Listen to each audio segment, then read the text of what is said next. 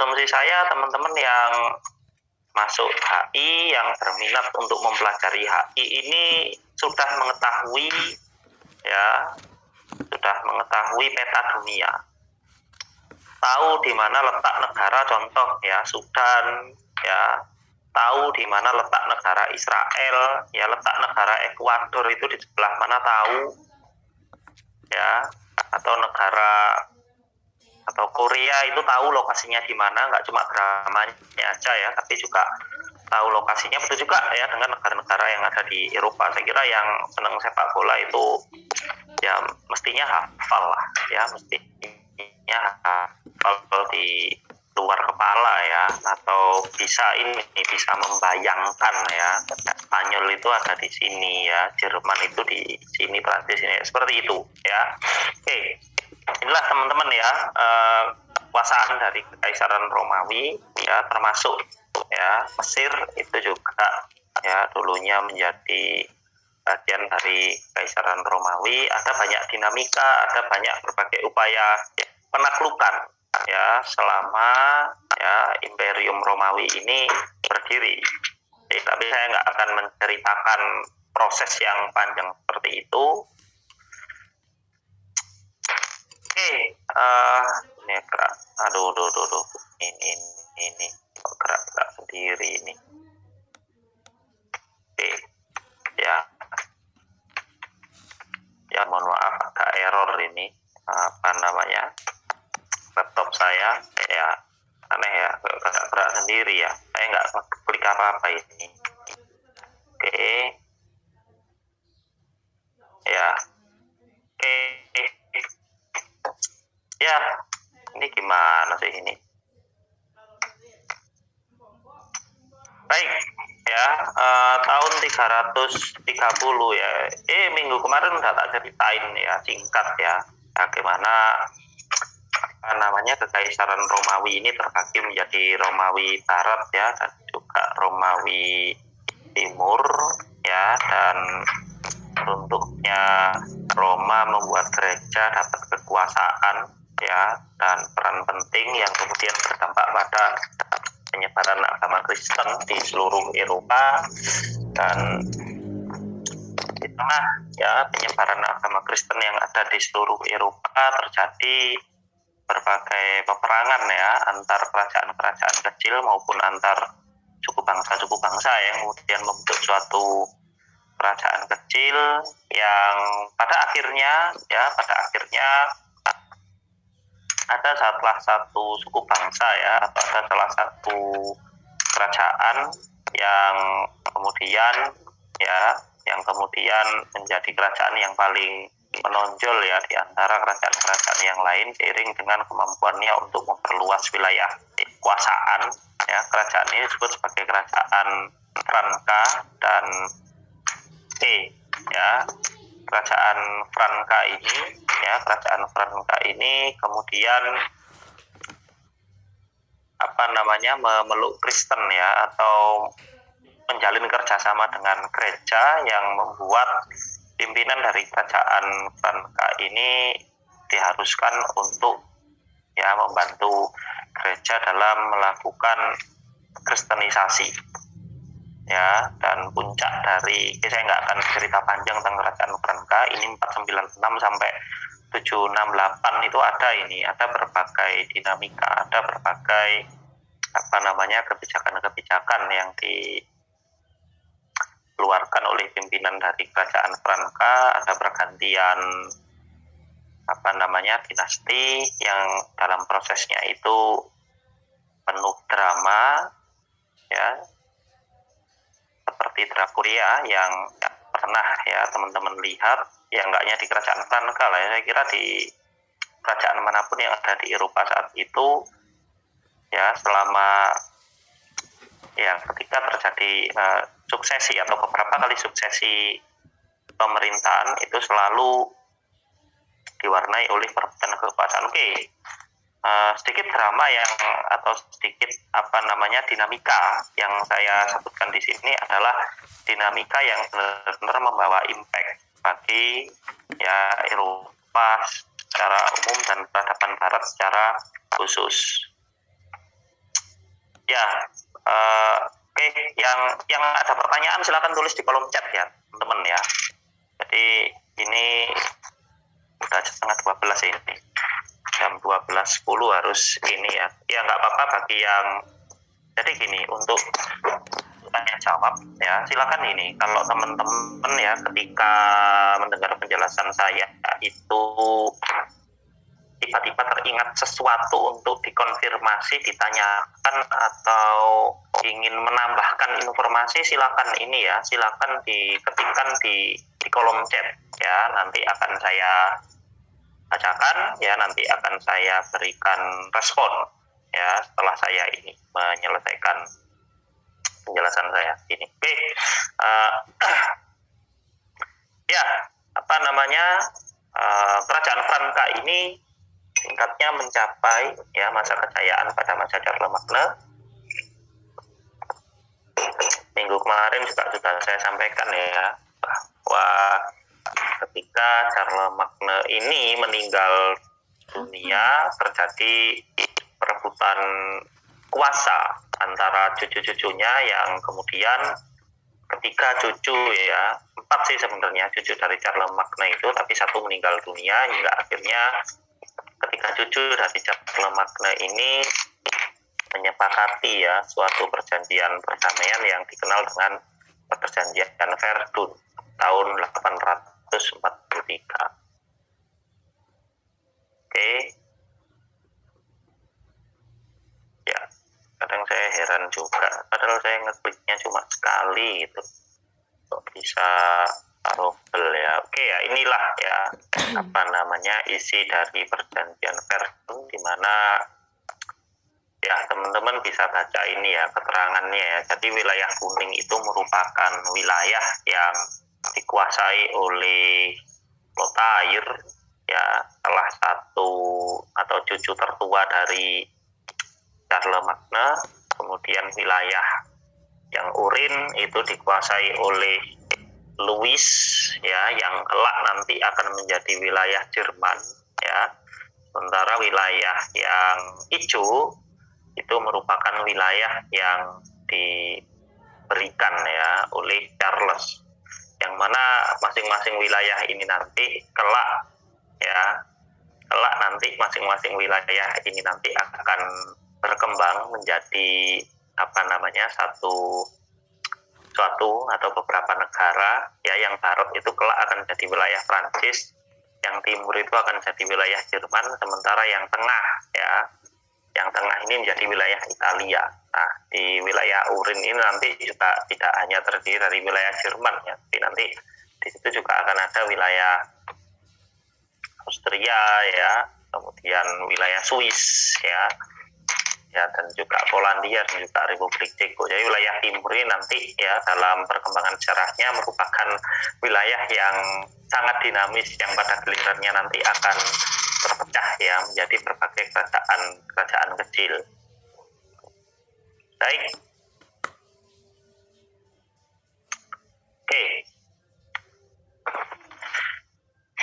Satu abad setelahnya ya, atau di akhir abad ke-9 dan abad ke-10 ya, ketika wilayah itu tadi ya, ketika wilayah ya yang terdiri dari ya, awalnya 3 kerajaan ya, tapi kemudian terpecah ya menjadi beberapa kerajaan ya, itu mereka mendapatkan serangan dari berbagai arah, dari suku bangsa Viking dari arah utara, kemudian dari suku bangsa Magyar ya dari arah timur ya, kemudian dari arah selatan mereka mendapatkan serangan juga ya dari pasukan Islam, dari pasukannya Bani Umayyah ya, sampai kemudian serangan-serangan tersebut berdampak pada percepatan proses desentralisasi.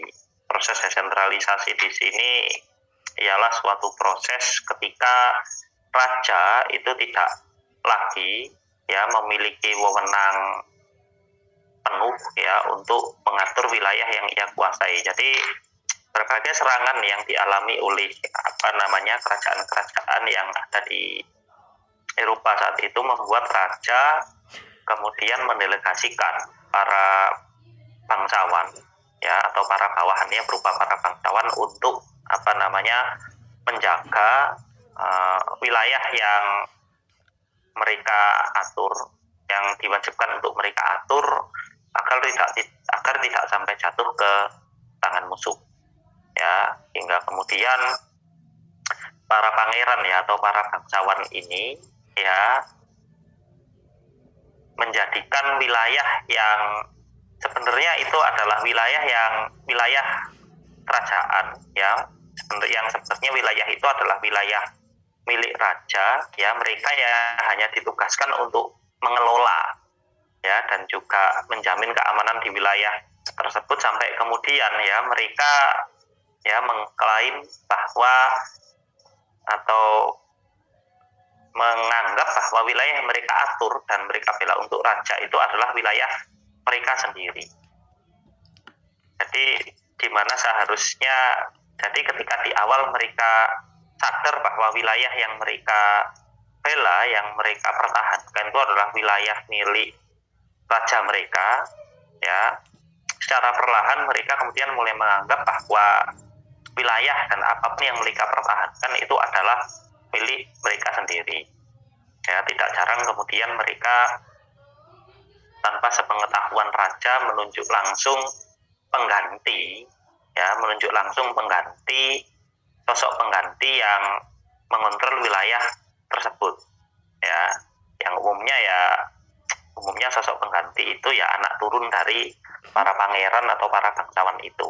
Nah, inilah yang menjadi penanda ya atau momentum masuknya ya masa feodalisme di Eropa. Jadi ya feodalisme ini ya berasal dari kata feudum ya, dari bahasa Latin yang berarti tanah, di mana feodalisme ini sering dipahami sebagai suatu sistem ya sosial ekonomi di mana alat utama produksi ya berupa tanah itu berada di dalam genggaman atau kekuasaan kelompok tuan-tuan feodal yang berkuasa ya. Sementara kegiatan ekonomi itu dijalankan oleh segelintir produsen, yaitu kaum petani yang menggunakan peralatan sendiri ya. Nah, tuan-tuan feodal yang berkuasa itu pada umumnya ialah para bangsawan yang sebelumnya itu menganggap bahwa wilayah yang dimiliki oleh kerajaan itu sebagai wilayahnya sendiri, yang kemudian mereka mempekerjakan orang-orang ya untuk mengelola tanah milik mereka ya, dan yang di dalamnya terdapat juga kaum petani ya, yang mana kemunculan ya atau keberadaan feodalisme ini membuat para bangsawan ini dapat menjalankan kekuasaan publik yang dulu ya itu dijalankan oleh para raja. Jadi keberadaan feodalisme ini seiring waktu ya memunculkan apa yang oleh banyak para sejarawan sebagai wilayah-wilayah kepangeranan, atau bahasa saya itu adalah, atau yang saya pahami itu adalah kerajaan-kerajaan kecil yang merupakan sempalan dari satu kerajaan besar sebelumnya ya. Dan ya ini yang membuat para bangsawan jalankan kekuasaan publik yang dulu dijalankan oleh para raja. Nah, seringkali ya para bangsawan ini di wilayah yang ia kuasai, mereka seringkali membangun suatu bangunan yang sangat besar yang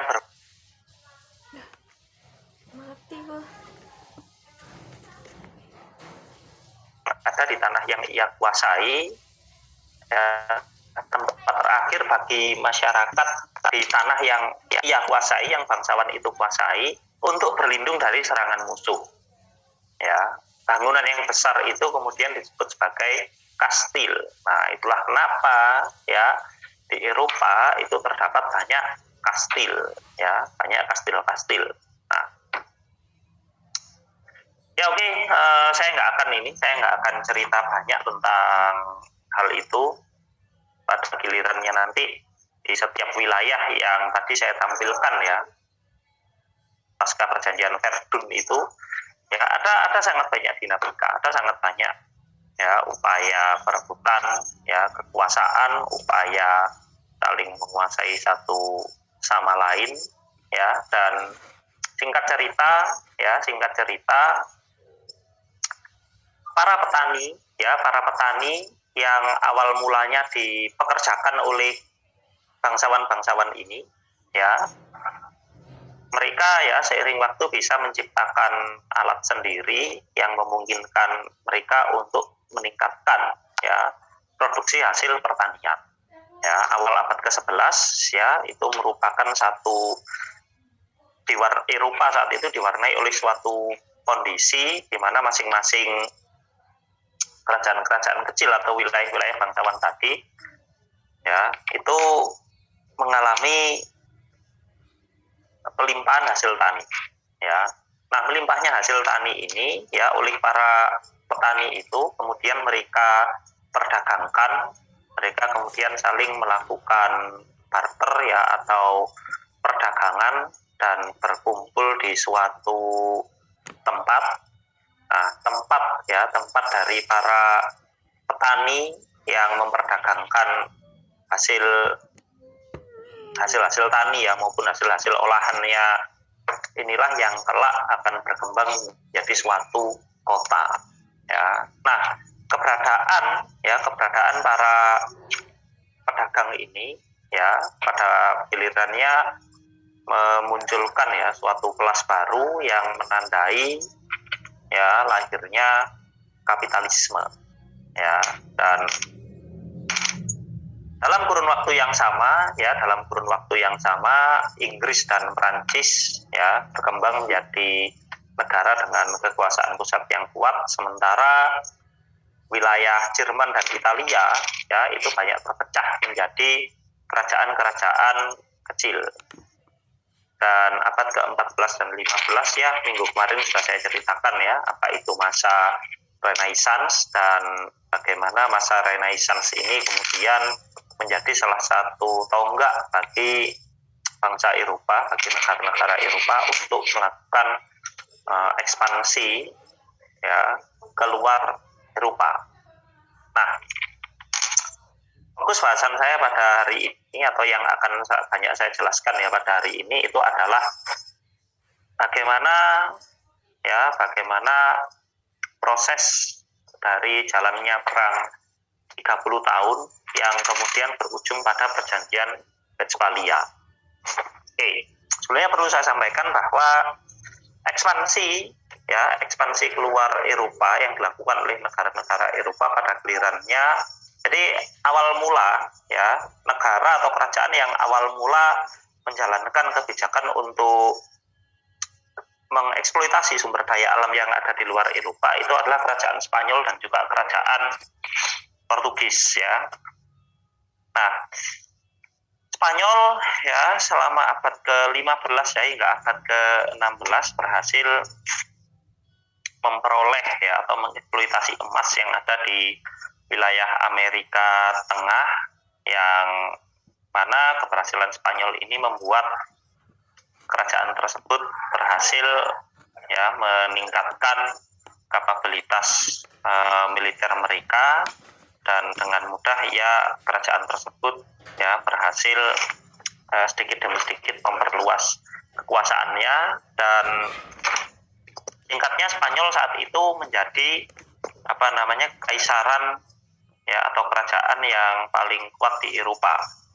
Dan tidak lama kemudian ya Spanyol ini menjalin koalisi ya dengan Habsburg, dengan dinasti Habsburg. Dinasti Habsburg ini adalah suatu dinasti yang menguasai wilayah Jerman. Jadi koalisi antara Spanyol ya dengan Habsburg ya, dinasti Habsburg menguasai wilayah Jerman Austria, itu pada gilirannya ya koalisi dua negara tersebut kemudian disebut sebagai Kekaisaran Romawi Suci. Nah, muncul perang 30 dan terjadi Westphalia. Oke. Jadi nah ini cikal bakal ya dari perang Romawi Suci.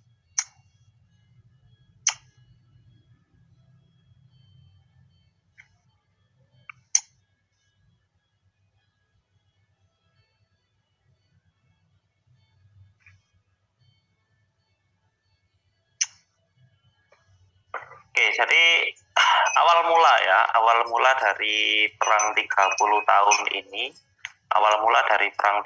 tahun ini, berasal dari sengketa antara dinasti Valois yang menguasai Prancis dan juga dinasti Habsburg yang menguasai Austria, ya, yang menguasai Austria saat itu ya wilayah kekuasaannya juga meliputi wilayah Jerman Selatan dan juga Jerman Barat ya.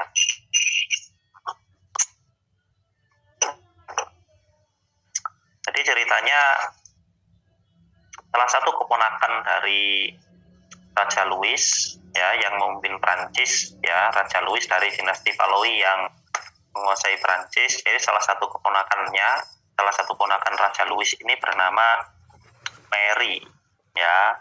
Mary ini oleh Raja Louis itu diberikan kuasa ya untuk mengontrol dan juga mengendalikan wilayah Burgundi. Jadi persoalan kemudian adalah ketika Mary, di keponakan Raja Louis ini, menikah dengan pangeran dari dinasti Habsburg yang bernama Maximilian. Nah, pernikahan Mary dan Maximilian ini kemudian diikuti oleh klaim dari dinasti Habsburg yang menyebutkan bahwa wilayah Burgundi itu adalah bagian dari wilayah Austria. Ya, hal ini tentu membuat terang Louis yang tidak rela dengan mudah kehilangan wilayah Burgundi, hingga kemudian dinasti Habsburg dan juga Valois ini berperang, dan pada akhirnya Prancis ya memenangi peperangan tersebut yang membuat wilayah Burgundi ini masuk sebagai bagian dari wilayah Prancis. Jadi sekalipun Max dan Mary menikah, tidak lantas ya wilayah Burgundi ini menjadi wilayahnya Austria, tetapi ya masih tetap menjadi wilayah Prancis ketika Prancis berhasil menang dari Austria.